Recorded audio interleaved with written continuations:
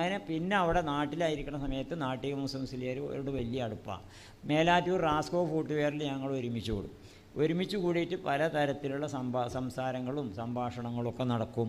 അങ്ങനെ അവിടുത്തെ പൊളിറ്റിക്സ്, മൂപ്പര് രാഷ്ട്രീയത്തിലെ അവിടുത്തെ മുസ്ലിം ലീഗിൻ്റെ നേതാവുമാണ്, പഞ്ചായത്ത് പ്രസിഡൻറ്റൊക്കെയാണല്ലോ.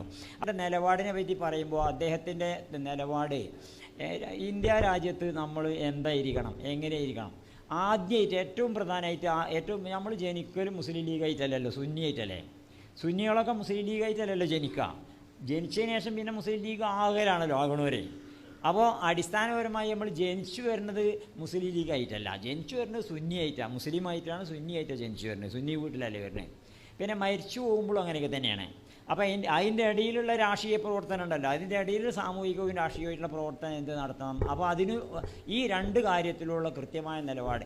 അടിസ്ഥാനപരമായി ഇപ്പോൾ നമ്മൾ ഏറ്റവും പ്രധാനമായിട്ട് കാണേണ്ടത് മതമാണല്ലോ, ദീനാണല്ലോ കാണേണ്ടത്. ആ ദീനിൻ്റെ നിലനിൽപ്പിനും ദീനിൻ്റെ പ്രവർത്തനങ്ങൾക്കും ദീനിൻ്റെ സ്ഥാപനങ്ങളൊക്കെ സംരക്ഷിക്കാനും ഇത്തരം ആവശ്യങ്ങൾക്കൊക്കെ വേണ്ടിയിട്ട് രാഷ്ട്രീയം ആവശ്യമാണ്, പൊളിറ്റിക്സ് വേണം. അപ്പോൾ അതുകൊണ്ട് രണ്ട് കാര്യം ഒരേപോലെ മനസ്സിലാക്കുന്ന ആളായിരുന്നു നാട്ടിക മുസ്ലിംസിലേർ. ഒന്നാമതായിട്ട് അഹ്ലുസുന്നത്തുൽ ജമാഅത്ത്. ഈ അഹ്ലുസുന്നത്തുൽ ജമാഅത്തിൻ്റെ പാതയിൽ ഉറച്ചു നിൽക്കുക, അതിന് വിട്ടുവീഴ്ചയൊന്നും ഉണ്ടാവില്ല.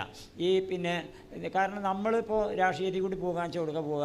അപ്പോൾ നമ്മൾ ഇങ്ങനെ പഞ്ചായത്ത് ഗ്രാമസഭയ്ക്ക് പോകും. ഗ്രാമസഭയിൽ നിന്ന് പോയാൽ പിന്നെ നമ്മൾ നഗരസഭയ്ക്ക് പോകും. നഗരസഭയിൽ നിന്ന് പോയാൽ പിന്നെ നമ്മൾ നിയമസഭയ്ക്ക് പോകും.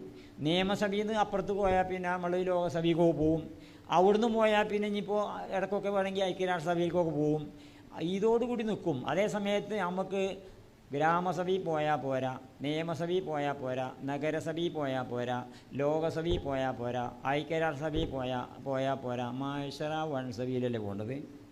അപ്പോൾ ഈ മാഷറ വൻസഭയിലേക്ക് എത്തലാണല്ലോ നമ്മളെ ഉദ്ദേശം പ്രധാനം.